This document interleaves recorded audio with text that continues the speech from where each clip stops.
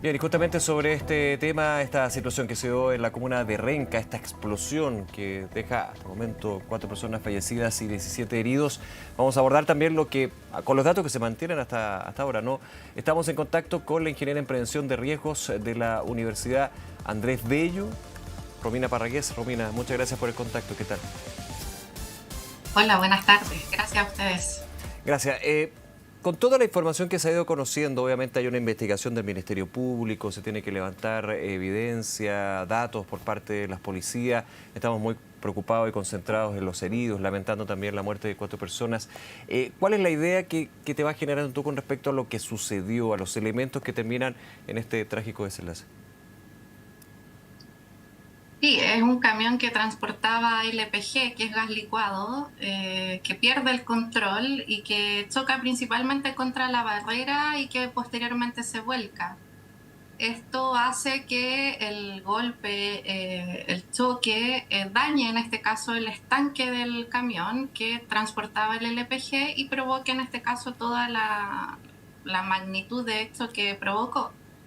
En general se entiende que este tipo de camiones tienen, de acuerdo a la normativa chilena aplicable, el transporte de sustancias peligrosas por calles y caminos está regulado por normativa, principalmente el decreto 298 o el decreto 43 de sustancias peligrosas, pero Ujú. pasa mucho que cuando tú generalmente dentro de una empresa tienes totalmente controlado todos los que son los riesgos y los peligros asociados, dependes ya de lo que es el factor humano, en Ya. este caso el conductor.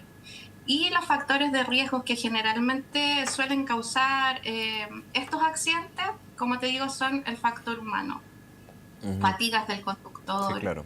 el exceso de velocidad, que de acuerdo a la estadística se va viendo que el exceso de velocidad es una de las causas Sí, principales que ocasionan este tipo de accidentes. que uno de los elementos que hasta el minuto preliminarmente abordaba el Ministerio Público con respecto a las causas de este volcamiento del camión y lo que termina sucediendo después. Hay una duda que de hecho conversábamos bastante aquí en el departamento de prensa, ¿no? En términos de la situación de los camiones, porque a ver, hay decretos, hay normas con respecto al manejo y el transporte de sustancias peligrosas, como es el gas licuado en este caso, otras también. Es muy habitual y muy normal, uno conductor o también peatón, ver en las calles camiones de gas licuado, que son, uno entiende, reforzados, que tienen una serie de medidas de seguridad. Aquí, y eso obviamente habrá que investigarlo en términos técnicos, cómo se genera la fisura luego del volcamiento del camión. Pero hay dudas con respecto a, ¿había una manera de evitarlo desde la estructura de lo que es este tipo de camiones, o más bien el estanque de gas licuado que lleva el camión? Siempre la forma de evitar cualquier tipo de accidente es que considerar que yo siempre pude haber hecho algo antes desde el punto de vista factor humano para evitar un accidente. Ya. Desde el punto de vista del transporte de carga peligrosa, las empresas en general, de acuerdo a la normativa que les señalaba, toman todas las indicaciones, respetan todas las normativas y adicional a eso, considerar que las autopistas también exigen el cumplimiento de estas normativas. Ujú. Desde el punto de vista del estanque, el estanque tiene normativas también que cumplir, que Sí, en me este imagino. caso pasan a ser pruebas hidrostáticas principalmente, que hacen o aseguran que está en condiciones apropiadas para poder transportar este tipo de sustancias peligrosas. Claro, obviamente uno tendría que ir más al detalle, a lo técnico en este tanque en particular, digamos, pero no es un pedazo de acero, digamos, que se instala en un camión. Lo estoy quizás ridiculizando, pido disculpas, pero para que se entienda que evidentemente también va a ser un elemento. O sea, aquí el factor humano clave, pero también el factor técnico y de infraestructura, cómo se llevan estas sustancias peligrosas, que, insisto, lo vemos habitualmente en carretera o también en algunas calles. Ahora, lo hablábamos durante la mañana con otro experto en prevención. En términos de el decreto, el 298, si no me equivoco, el Sí, 298. 298. 298, muchas gracias. ¿No considera lo que son horarios de transporte o qué tipo de carga, sustancia peligrosa debe ser transportada, por ejemplo, durante la noche que hay menor flujo vehicular o durante la madrugada? Estoy pensando, o días de la semana. No entra a lo específico y al detalle porque, por ley, efectivamente, si este si un camión con sustancias peligrosas pasa por General Velázquez a las 8 de la mañana, está dentro de la norma, digamos, ¿no? Claro. Y pasa mucho que, como yo te decía, bueno, las empresas cumplen con que la revisión documental del vehículo y del conductor, que es lo que te exige el 298, por ejemplo, no sé, por la hoja de ruta, las guías de despacho por dónde va a circular este camión, los paneles naranja, el rombo en FPA que tienen que estar visibles dentro del camión, el conductor que tenga la certificación adecuada, que esté certificado por el curso de transporte de sustancias peligrosas que entregan o que obtienen a través del Ministerio de Transporte una licencia de conducir clase A4 o A5, hacen las inspecciones de los camiones, este checklist obligatorios que ellos deben hacer antes de salir y después de salir, y llegar en este caso a la empresa donde transportan su sustancia peligrosa, donde revisan las válvulas, los estanques que estén sin fugas, etcétera. Pero pese a eso, hay una planificación de la ruta, pero pese a eso, insisto, el factor clave El es el factor humano. tema humano. Claro, Si claro, por tú ejemplo, tienes pensando... todas las medidas de seguridad, Sí. disculpa.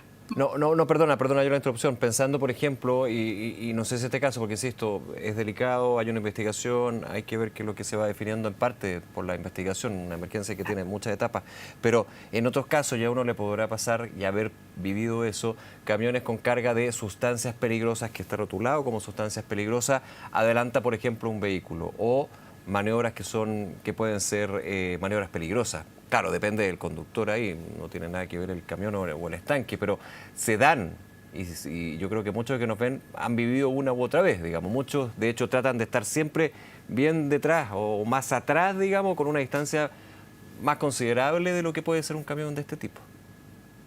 Sí, de hecho ahí es súper importante resaltar y comunicar a la ciudadanía que si tú te encuentras en una ruta concesionada, en una autopista concesionada con un camión que transporta algún tipo de sustancia peligrosa, en este caso LPG, idealmente mantenerse a una distancia de 50 metros de distancia, una distancia de 50 metros, asimílalo aproximadamente a que una cancha de fútbol, por ejemplo, la mitad de una cancha de fútbol equivalen a 50 metros de Ya, una distancia distancia. importante. ¿Ya?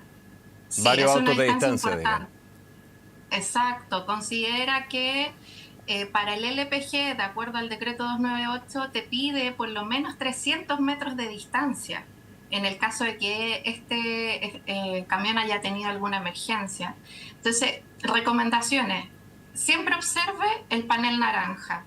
El número que trae y que identifica generalmente al LPG es el 1075, que está en la parte de abajo. En la parte de arriba tienes un número que, disculpa, te indica en este caso la peligrosidad de la sustancia que transporta. Si se repite, por ejemplo, si es 3,3, es mayor la peligrosidad del producto que transporta. Me fijo en el rombo naranjo que va atrás o adelante, mantengo la distancia, en las curvas trato de adelantarlo, no me quedo al costado del camión para evitar cualquier tipo de riesgo asociado a que este camión tenga algún accidente.